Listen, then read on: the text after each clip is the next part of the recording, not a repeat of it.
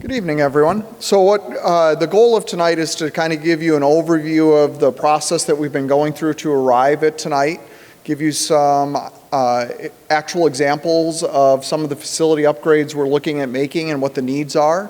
You'll get to see some video or some still photos of it, walking tours, get all your questions answered about this.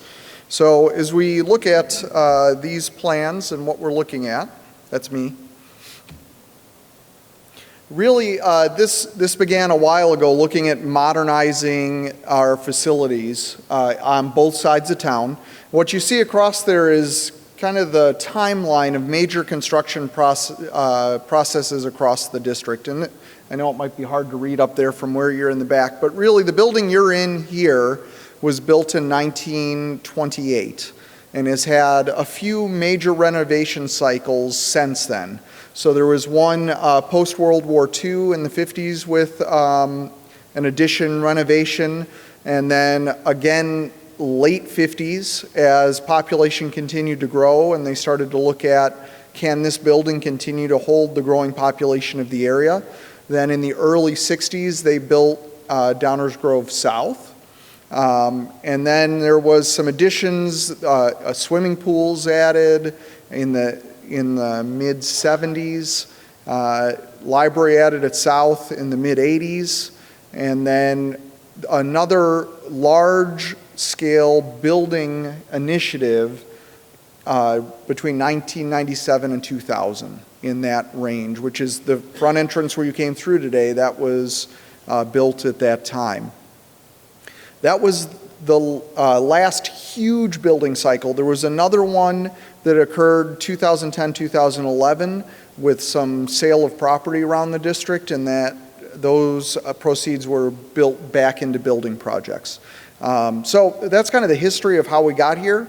In 2000, I'll get to the actual timeline here in a second. So this building here, so you can see opening in 28, next expansion, big one, late 50s, early 60s, and then the 2010 with a lot of the outdoor facility improvements and other ones internally.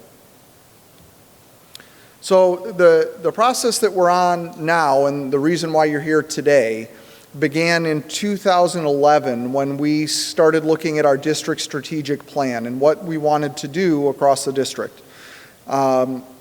A big chunk of that strategic plan involved modernizing and keeping our facilities up to date. Remember, they were coming off of the last kind of mid-range building project, and they were looking to the future of the larger facilities and their needs.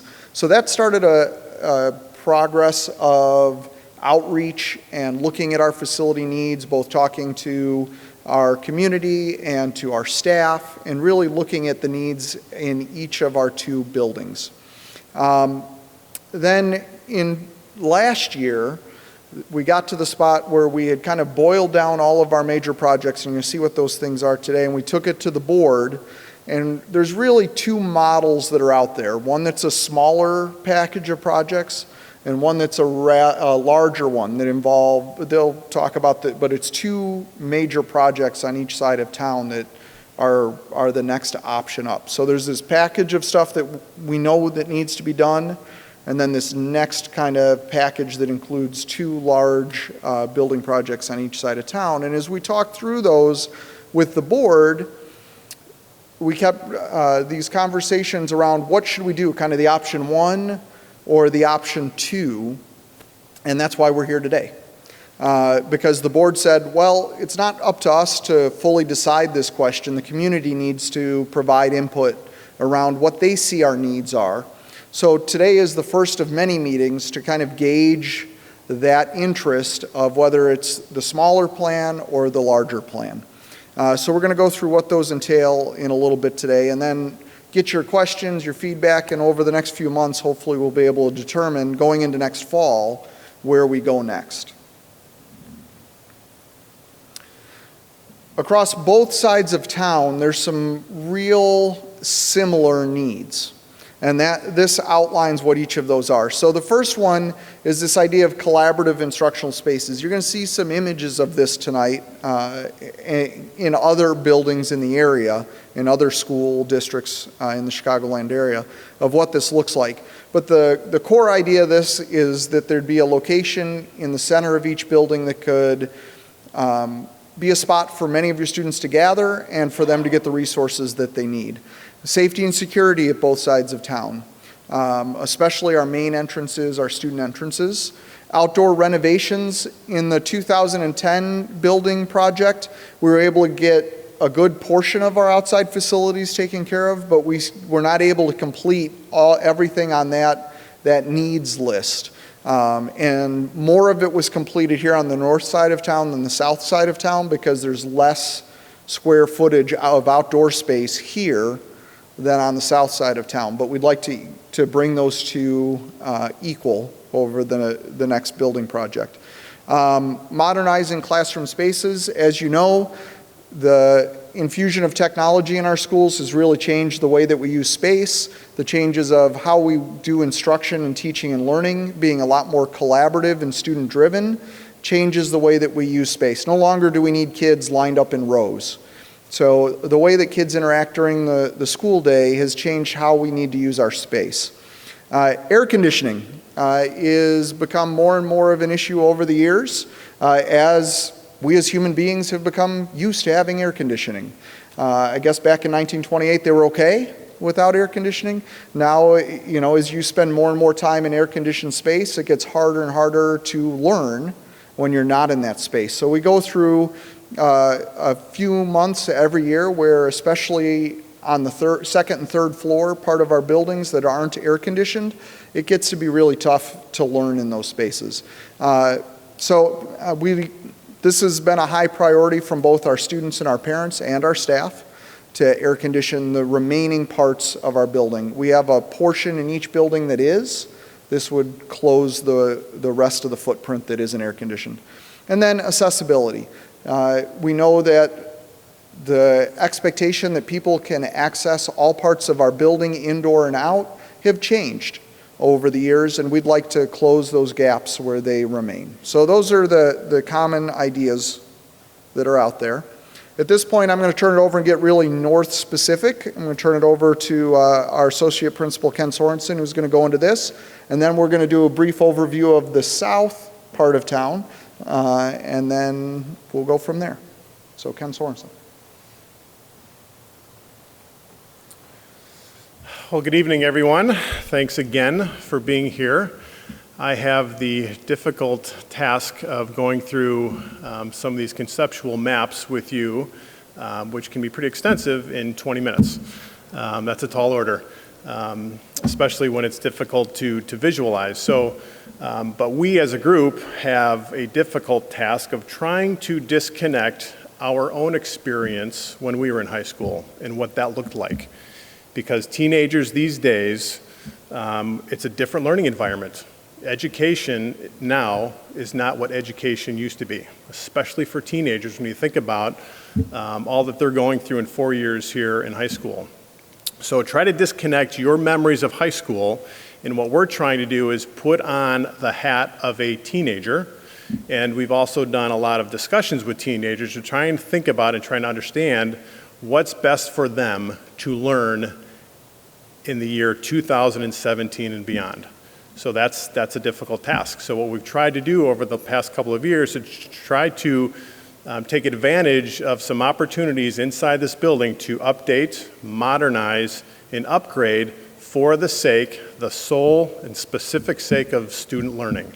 That's why we're here within these walls. We're here for them. And so a lot of this is also from the perspective of a teacher and their teaching environment and the access that they have. So there's a lot to consider.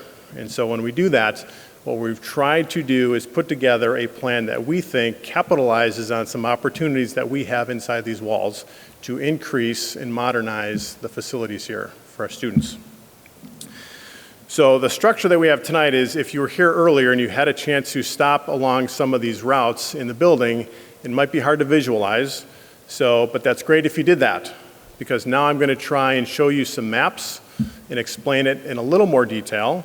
And then afterwards, after the presentation here, to go back to those areas to see if you can better visualize it, or maybe you've thought of a different question that you might want to ask us. So this is just kind of a review, some of what Hank already said, but I was at the area here right outside the hallway here to talk about what we'd like to do with a learning commons and how that might impact student learning. Modernize some of our classrooms. I'll show you just a typical picture of one of our classrooms. If you had a chance to see the cafeteria, it's a very outdated cafeteria, split level cafeteria, and I think you'll be shocked when you see the size of our kitchen that our kitchen staff has to use to prepare meals for, upwards of 2,000 kids and staff, in the seating arrangement for our kids. Obviously, we are always thinking about safety, and any updates and any things that we do to modernize the school, there are certain areas that we feel we could and should take a look at to make sure that we're doing everything we can to make sure the kids are safe, and I'll talk about that a little bit. Physical education space, specifically talking about our white gym and the possibility of a new gym and repurposing the existing white gym. And as Hank said, completing our outdoor site plans, installing air conditioning, and of course, security at our entrances, especially these days. We only have 2 doors that are open in this building during the day, and those are staffed by supervisors. We have other ideas to increase the security at those areas as well that we'd like to address. Here's an aerial view. I was out on a ladder last week, a really tall ladder. Kidding, obviously. So just for an aerial perspective, the areas that I'm going to be talking about tonight, hopefully you can see the pointer here. Here's Main Street. You can see the 2000 edition here. The areas that I'm going to be talking about are right here. This is an area that would be demolished, and it would be new construction right here. This area right here is our outdoor courtyard in the middle of the building. We'd like to enclose that, and I'll talk a little bit about our learning commons area. And so on the first floor, we would demolish all of those rooms that are on the perimeter of this garden area so that we could create a learning commons. And I'll talk about those benefits in a minute. We have a garden here that has tremendous value to us and our kids and our history here. We don't want to lose that, so we'd like to transplant that garden over here on the south side of the building, on the west side of the Forest Street Circle in this green space. So that's a great opportunity to make that very special garden area more public, more accessible to the community. This right here is the cafeteria and the kitchen area and the faculty dining area. And I'll show you what that would look like. There's definitely some needs to upgrade that area and make it more spacious for kids and for kitchen staff because it is incredibly tight. This is currently the white gym, and the safety that I mentioned, that I talked about briefly, is right here is what we call our Prince Street Circle. And this is our west events entrance, athletics entrance, that would take people into the lobby just outside the purple gym, our main gym. This circle area is dual traffic, pedestrian and delivery trucks. So our loading dock is right here. So it does not seem ideal to us to have pedestrians sharing this same walkway with delivery trucks. And I'll show you some pictures of that. So we'd like to separate that. We'd like to have truck traffic and delivery traffic completely separate from any pedestrian traffic. So the idea is to move this loading dock on the west side of the white gym, and we'd like to turn the white gym, the first floor of the white gym, into our new CMG loading dock in buildings and grounds area, which is currently here. So that would eliminate any traffic, truck traffic into this area. And because of that, we no longer have the use of that white gym as an athletic and PE facility. So there's a space here that we'd like to create to build a replacement gym. more modern, more multi-use for all of our PE areas, PE classes, PE uses, and athletic uses. That's just a real brief general overview. This is just a floor plan, our current existing floor plan, first floor only. So this might help a little bit. This space right here is our outdoor garden. These are the classrooms that surround that garden that we feel could be demolished. And so this area right here would be an open learning commons. So we'd have a roof on top of this, what is currently an outdoor garden. We'd put a roof on that. On the first floor only, we'd take out these classrooms and create what's called the learning commons.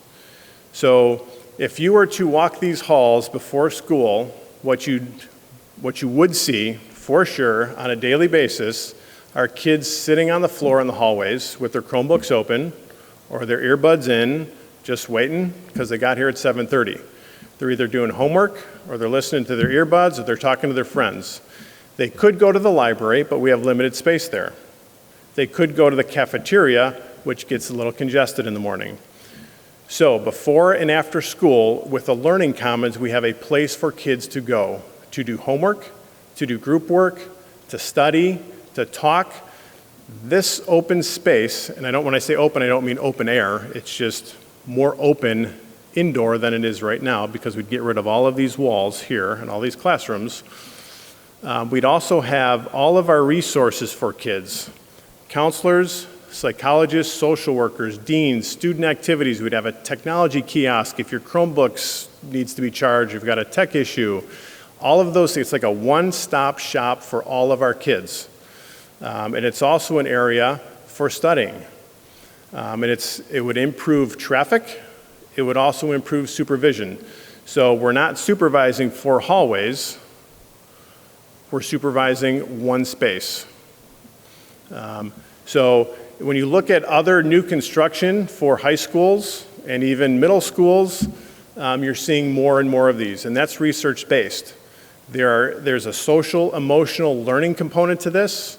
There is, when you walk into your school and you see a space that looks conducive to learning, to me wanting to be there, we've got a great opportunity to capitalize on this space right here that we call our Learning Commons.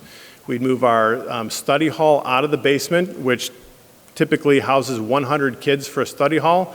We could have that study hall potentially in this area during certain periods of the day. This could also, the idea is to open this up as the expanded cafeteria and eating area. So when kids are at lunch, they don't have to wait to get a pass during their study hall to go see a counselor.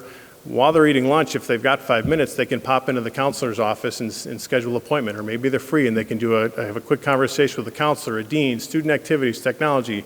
Like I said, it's more of a one-stop shop that really is functional. So this is very purposeful in design here and strategic in many ways. This is the cafeteria right here. I'll talk about that in a little bit. This is our Prince Street Circle. So this is where trucks deliver to the loading dock, which is right here. This is the white gym. So the idea is to move the loading dock to the first floor of the white gym, and the loading dock area would be on the west wall here. And of course, we would want to make sure that that's safe too. We don't want to take away one place that could be safer and just move it to another place that could be safer. We want to create the safest place possible. So they would have a very specialized area for truck traffic to back into a loading dock, separate from kid traffic, with a facade that's neighbor-friendly, so that delivery trucks, you wouldn't see the delivery trucks once they pass by this facade and enter the loading dock area here. We've got plenty of space here from this wall to actually what is Prince Street that we have to work with. So that's just a general overview of our first floor plan. This is just in color. This would be our commons area. We've got social workers, we've got student services, college and career, we've got our bookstore, technology, everything available for kids in this commons area. And as you can see, the cafeteria could spill out into this commons area. This commons area is also right next to the auditorium, before theater events, during intermissions. It's also adjacent to the purple gym for athletic events if there's a need to use this space. The classrooms that I mentioned that are currently around our outdoor garden would be transplanted to this south side here. This is where we'd have to demolish what currently exists and rebuild, redesign, so that we can have all of our visual art classes that are currently around the courtyard into this first floor area. A better learning environment for our visual arts, because right now it's very outdated. That was decades ago when those were built. And then on the second floor of that area is, if you had a chance today to go up to our foods lab, you might have seen that that's very outdated. And it's right adjacent to our child development. So the idea there is to upgrade that. Many of our kids are interested, you can just look by the TV stations and the Food Network, culinary arts degrees. They're going into college for these degrees. So for us to upgrade to a culinary space, a culinary arts lab, would serve our students very well. And also serve our students who are thinking about careers in child development, because that's another space that needs to be upgraded and modernized on the second floor. On the third floor of that area are two very old science labs. And if you didn't have a chance to go up there today, but those are, I was a former science teacher. When I walk into those areas, I just go, ugh. Those two labs are the only two science labs remaining that haven't been updated in this building. So for those 3 floors, it's a great opportunity to rebuild and modernize, upgrade and update all of those learning facilities for a number of programs: our visual arts, our culinary arts, child development, science, multi-use STEM labs. Super great opportunity to modernize there.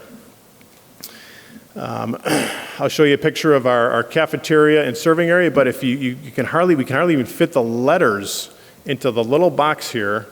But this, well, let me go back actually, because this right here, this 153, that's the kitchen. That's where all of our food service employees are preparing breakfast and lunch for our kids. Incredibly undersized. And this is our serving area where kids come and get their food. This is the upper calf, and this is the lower calf.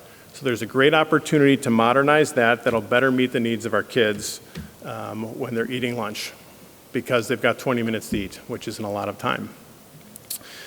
This would be the new white gym area, and this is where our new CMG loading dock would be. And you can see here this little alley for the trucks to back into that's completely separate from a walkway that kids would enter to go into the school here. We'd upgrade our lobby and our entrance here. That's our first floor, and there's all of the little lines you hear, that's all details that would come later. This is just very speaking generally and blocking out areas of opportunity that we'd like to use to upgrade our facilities. There's a typical morning. Kids on the floor. Not conducive to, if they're coming in, they want to finish up some homework, that's not the greatest space. And we have an opportunity to create a space that could really serve them well before school, after school, and during school. This is Addison Trail. This is not North High School, our courtyard, but this is just a before and after. When I think about a learning commons, this is how they utilize their outdoor garden space. Obviously, it's very modern.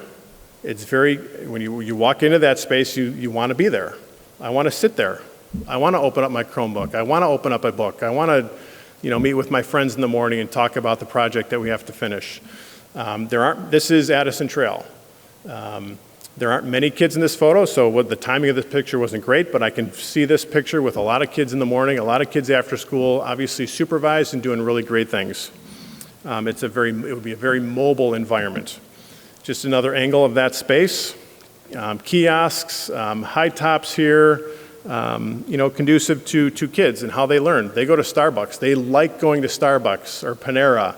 When you think about the restaurants that kids like to go to and meet and study, that's where they like to learn. That's where they sit down and go, hey, I enjoy doing this.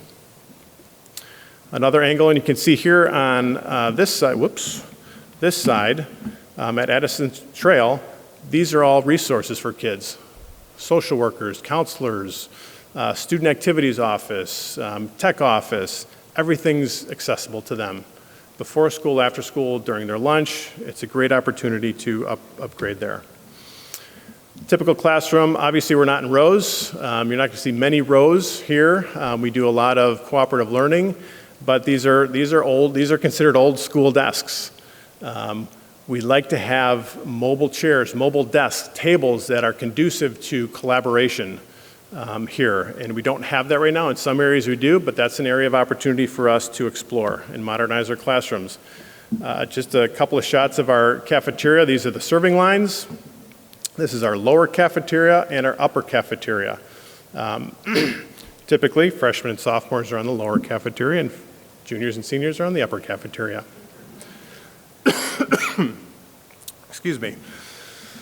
There's our kitchen. This is looking in from the door that goes into the kitchen, storage. This is the whole kitchen right here. That's where we've got 15 people cooking, serving, well, cooking here, but serving out to the room adjacent to that. They do the best they can with what they have, and they do a nice job. But when you think about service and the culinary arts, wouldn't it be great to have a facility here where kids can go in there and kids can train and kids can learn from the professionals who are serving them? So there's a great opportunity to keep this or include this as part of our culinary arts program. A little bit on our the safety issue. So here are kids leaving at the end of the day,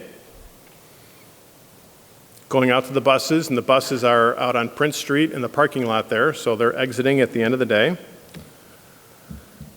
There's a trailer coming in, backing up. So that's backing up. There's another delivery truck here also. There's a student walking out here. It's not ideal by any means.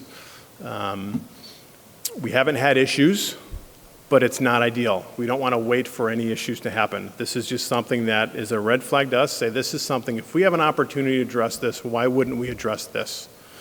This just doesn't seem like the ideal environment when you've got semi-trailers backing up to the loading dock, the same space that kids are coming and going.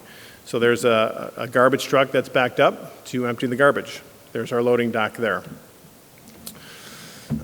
The outdoor site plans, real quick. When Hank talked about the outdoor facilities, we actually moved the stadium 35 yards north, but did not move the bleachers. If you've seen the bleachers, they're incredibly undersized for a school that serves 2,000 plus kids. I do remember 13 years ago when I came to interview, coming to the North High School for the first time, driving by thinking this was the junior high when I saw the football stadium.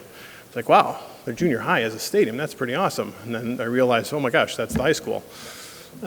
So most of these seats are already reserved. Wouldn't it be great if we had stands that were aligned and had the capacity for a building this size and an enrollment this size? This is our garage. This is also a squad room for the visiting team at halftime. This is where we have our tractors and our trailers and our lawnmower equipment and things like that. Not ideal to put a football team in there at halftime. So wouldn't it be great to have squad rooms underneath the bleachers if we were to build a new stadium, new bleachers, both home and away bleachers. These are our home bleachers here, and that would also include a new press box. And Hank already talked about air conditioning. I will tell you that there are months where it does get extremely hot, and so I'll spend time telling teachers, if you would like me to relocate your class, I'll try to do that. But we don't have much space to move classrooms during the day, so we might move them into the cafeteria for a period. We might move them to the library for a period or available classroom. So it's tough in the heat on the third floor. It does get really, really hot up there. So we do the best we can with what we have. It would be great for kids to be in an environment that's conducive to learning, and obviously that includes temperature. So I don't know if I did that in 20 minutes, but I tried. So again, thanks for coming tonight, and maybe I'll see you after the presentation at one of the stops. Thanks. All right, you'll see some common themes between north and south, so we're going to go to the south side of town here and just give you a highlight of those. Tomorrow, we're hosting the same kind of event at South. You know, if you can't get enough of this, you can come see us tomorrow night. And you could take a walking tour. Even if you wanted to stop by for the 20 minutes before or after and do the walking tour, you could see some of these same spaces at South. So common projects with the Learning Commons, very similar idea, carving out a chunk of the first floor and hanging all of those services off of that Learning Commons. Same kind of classroom modernizations with culinary arts labs and fine arts labs. Security at the entrance at both schools. You walked in today, and this is how it is during the day. We have just this front entrance open, and as you come in, there's somebody from security waiting there, and it's monitored all the time by an adult, but you come right into our hallways. And we would like to change that with secure vestibules, where you come into a secured area where we check you in, and then you come into the rest of our building. Administrative offices at South have never been updated. They're very small spaces. Not a single administrator has a room large enough for them to meet with themselves and more than 2 other students. So they need, anytime they have a small group of students that they need to meet with, they need to relocate to somewhere else in the building, which, you know, when you're working with kids in small groups, that's very difficult for our administrators to work there. Outdoor site plans you saw in the overhead view of north here. There's the large turf performance field, and next to it is another practice/performance field that's turf as well. At South, there's only the one large field. We'd like to add that other field there. What it allows us to do is for our physical education, for our music programs, it allows us to use our outside facilities and get kids outside for a great portion of the year. In this mild winter that we had this last year, there were days in February we were able to have PE outside here because we had turf space to put students on that wasn't just mushy, right? To use a technical term. South side of town, you couldn't do that because you're putting them out on wet grass and mud, and they don't have that same kind of turf space to take kids out on, to do some practices, to just get kids outside and enjoying some fresh air. And then same kind of bleacher squad room setup there at South. Same thing, they use a garage as the spot where kids go to during halftime, which means, you know, they pull the tractors out and you're in there around all the paint and all of everything else that you would imagine is in a garage is where those kids are during halftime, before a game, those kinds of things. And there's really nowhere to send, especially at South. That stadium's very far away from the main building. So anytime that there's severe weather, anytime that a kid needs to see a trainer, it's a long trek back to the main building, where if you had bleachers with what they call squad rooms, which are basically rooms underneath the bleachers, you could then have those outdoor facilities for kids' needs during all of the times we're using that for outdoor space. And then, of course, the air conditioning on that side of town as well. At this point, I'm going to turn it over to Mark Stalen, who is our controller. That's obviously, if we're talking about building, we're talking about paying for this somehow. And he's going to go into some of the details around this.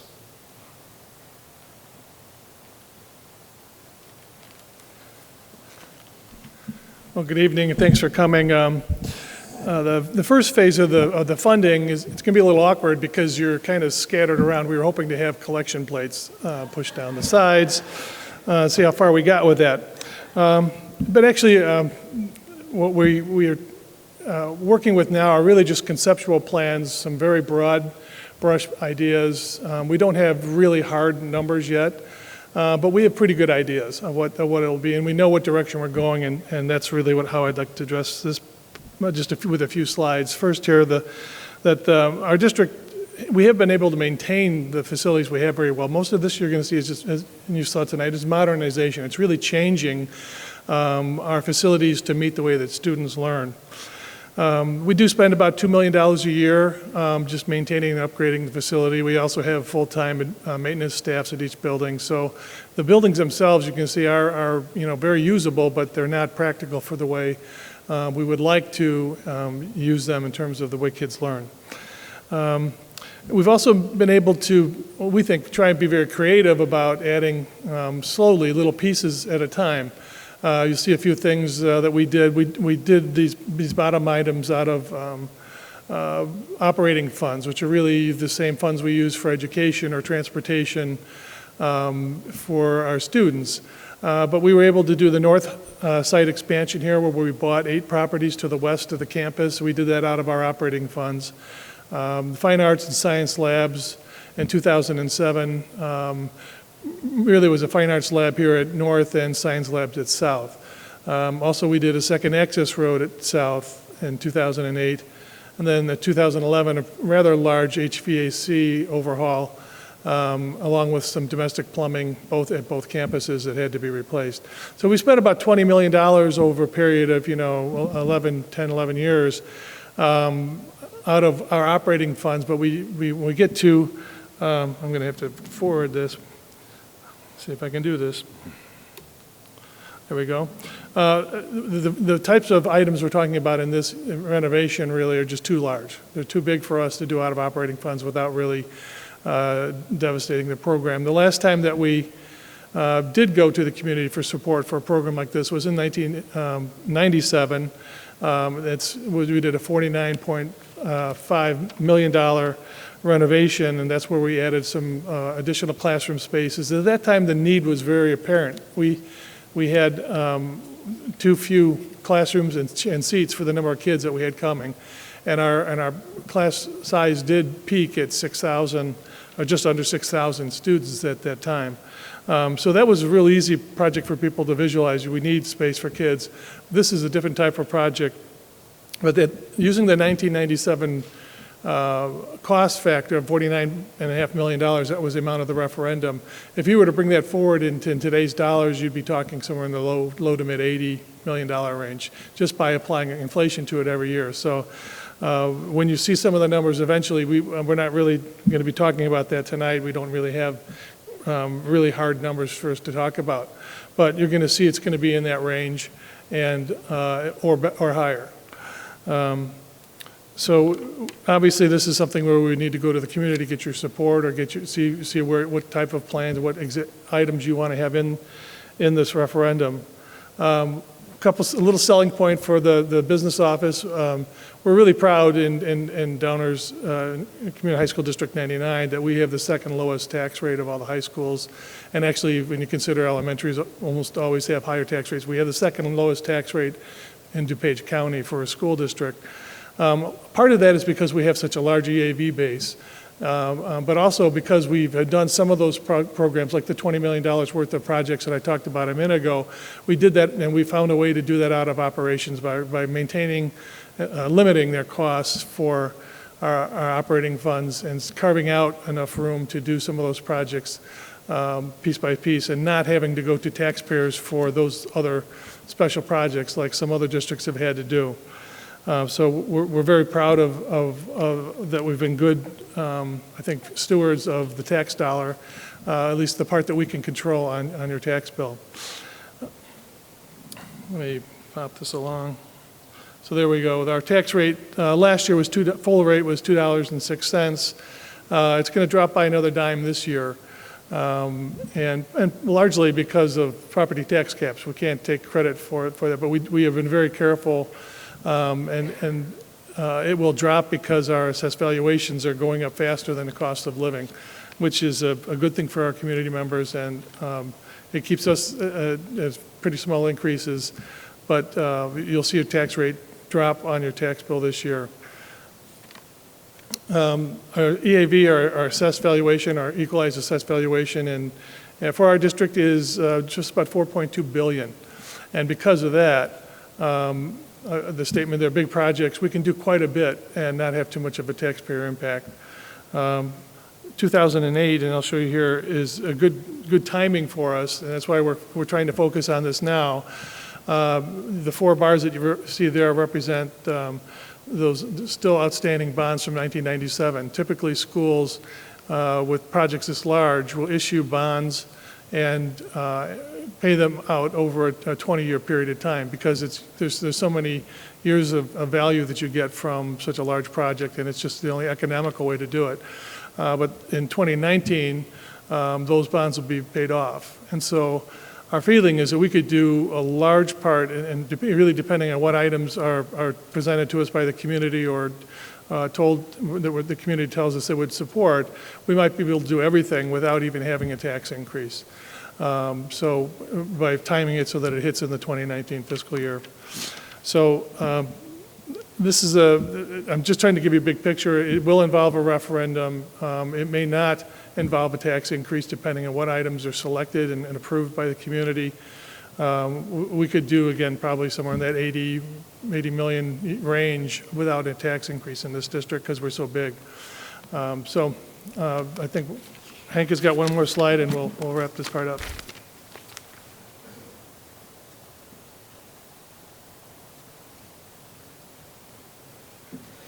All right, so what we need to determine over the next few years, if you go back to Mark's slide here, we're looking at a smaller project or a larger project. The smaller project would involve everything that we've talked about here tonight at North, minus the gymnasium and loading dock piece. At South, it involves all the things we've talked about tonight, minus the auditorium. That's the smaller package. South has an auditorium that will only seat 800 students. South was originally constructed to be a grade 9-10 building and was never intended to have a performance auditorium in it. So they don't have an auditorium like this one to hold large scale. It'd be like just the middle section of this auditorium if you've never been in South's before. So if we added the auditorium at South onto everything you've seen tonight, and you add the building project of the gymnasium here at North with the new safe loading dock, that would push us beyond reissuing the bonds. So that would be a tax increase in some sort. You know, we're still getting estimates as to the total amount and cost and everything. You take those two projects off, and it probably fits into this reissuance of bonds.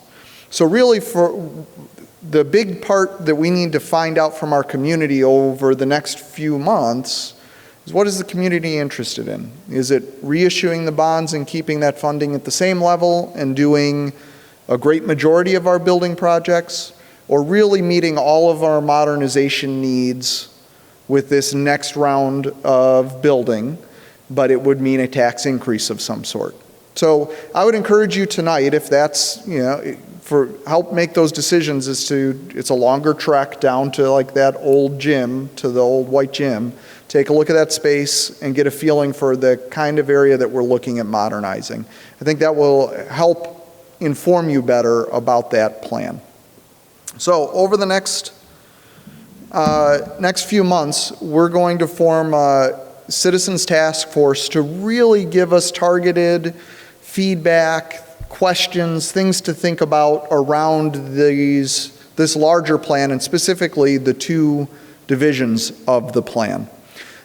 We want to gather questions from the community. We want to gather feedback from the community and be able to answer what people's concerns are. Ultimately, we're going to have more and more of these meetings leading into the fall, where we'll eventually go to the board and as an administration say, here's what the community is informing us about these plans, and here's what our recommendation is based on what we're hearing from our community. At which point the board would need to decide whether or not they wanted to put a question on an upcoming ballot to reissue the bonds or reissue the bonds plus some more. So the Board of Education has kind of given us the charge to go out and talk to you and find out what you think of all of this, find out what you would recommend to make sure that we understand and have answered all of your questions, and that we take that feedback directly back to the board for the next steps that might happen.